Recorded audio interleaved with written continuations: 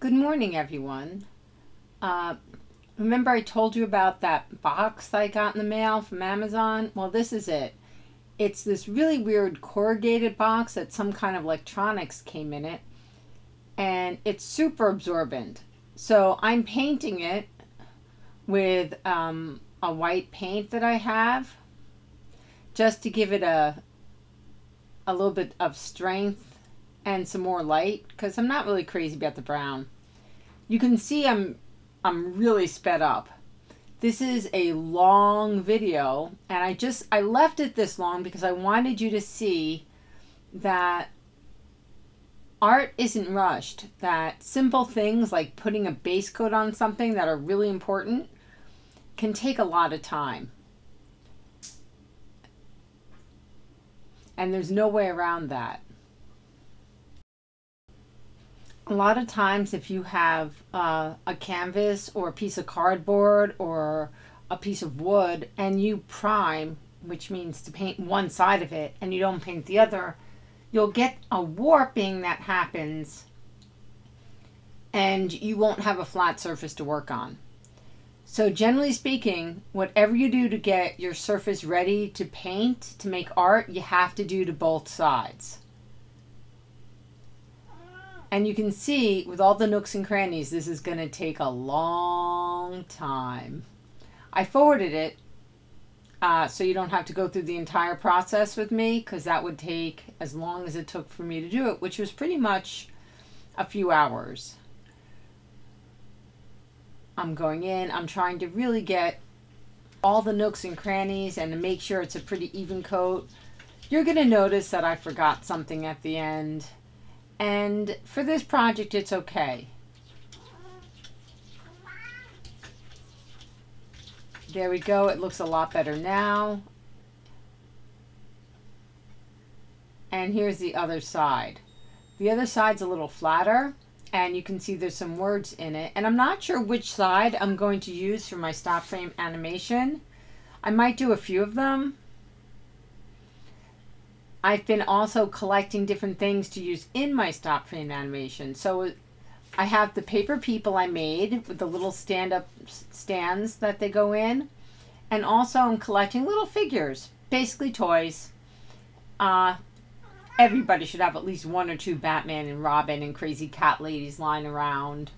So they're going to be in my stop frame animation as well, on top of it.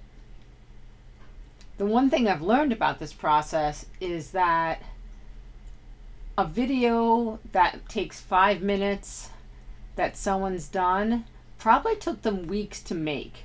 Not just days or hours, but weeks.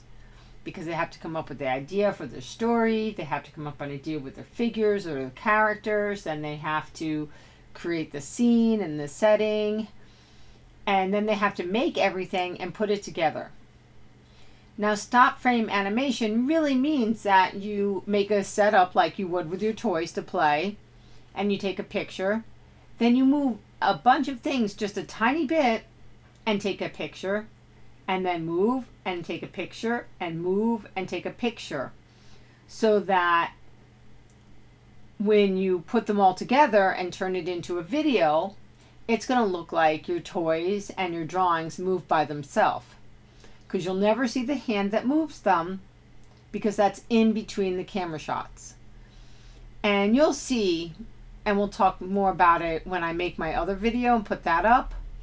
I just wanted you to see how long this takes, because things behind the scene are never truly appreciated as much as they should be.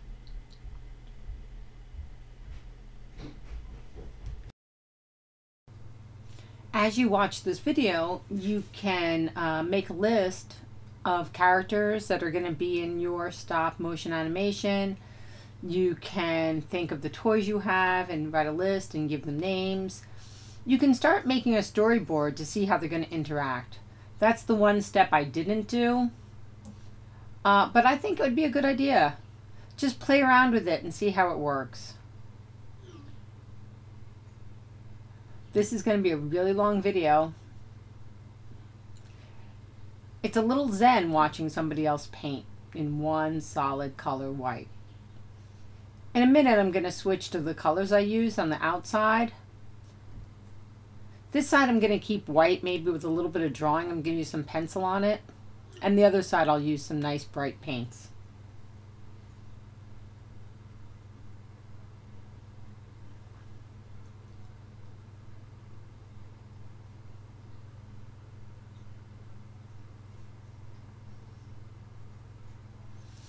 If you decide to paint a cereal box, it'll be a lot quicker to paint because there aren't so many corners and nooks and crannies, and because it's a flat surface, not a bumpy surface or a rough surface like this is. This was a really ambitious piece of cardboard to try to paint, but it is fun. So this box, I think, came from a TV or a monitor, and all the little compartments are for batteries and cables or something like that. So if you ever get one of these boxes, it's not a bad idea to keep it aside and color it and paint it and see what you can do with it, because they are sort of fun to have. And it's wonky, and I love all things wonky.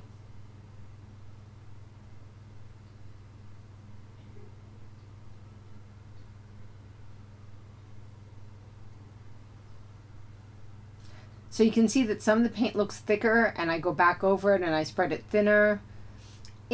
I'm trying to get an even coat everywhere. And I know I'm missing spots. Looking at the film, I can see that I've missed them. It won't matter, it'll be fine at the end.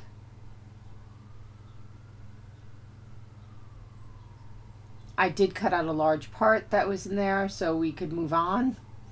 And you can see some of the color that I'm going to use in a minute. Even such a tiny piece that's this corner takes more time than you think. More time than I think.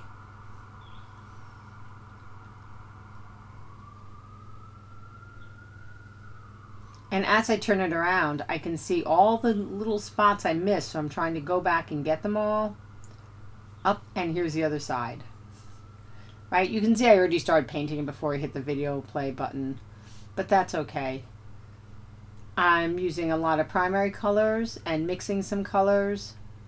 The colors that look a little muddy, like that's not really a yellow and it's not really a green, that's because it's yellow mixed with a little bit of white and black, so that would be a tone.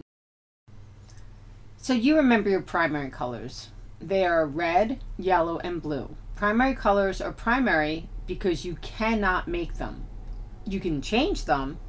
You can turn them into tints by adding white, or shades by adding black, or a tone by adding gray.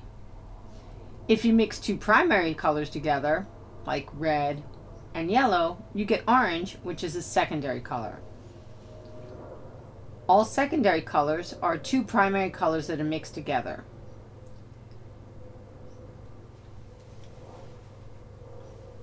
The more colors you add together, if you add red and yellow and then you put white in it, that gets further away in the color wheel, and I'll make a color wheel video another day.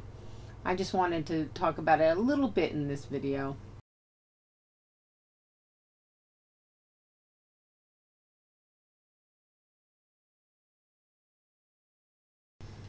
You can see I sped it up again. I'm going to make it a little bit shorter. It is a long video, I know that.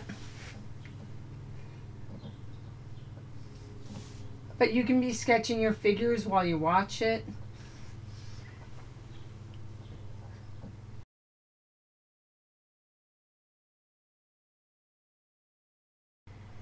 As I paint, I'm thinking about the next colors I'm going to use. My cup of water is not in the shot today. You can see my tray goes from dirty to clean and dirty to clean. I'm using more than one brush. I'm using big brushes for big areas and little brushes for little areas.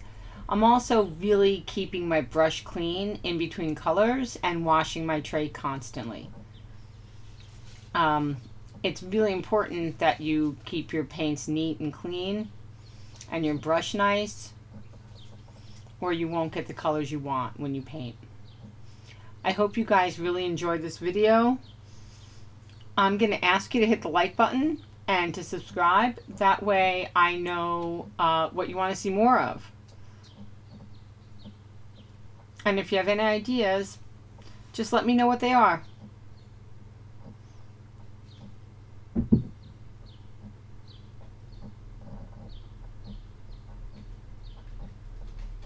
See, now when I'm working on the vertical surface, when I have too much paint, it does drip. I should have wiped my brush a little bit more. There might have been a little extra water in that too from washing my brush and not drying it.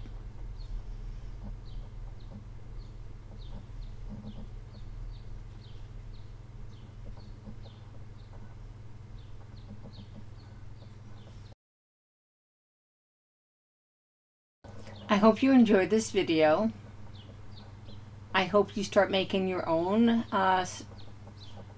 animation background, and that you hit the like button, and that you post your work and let me see it at our Google Classroom. Thanks a lot.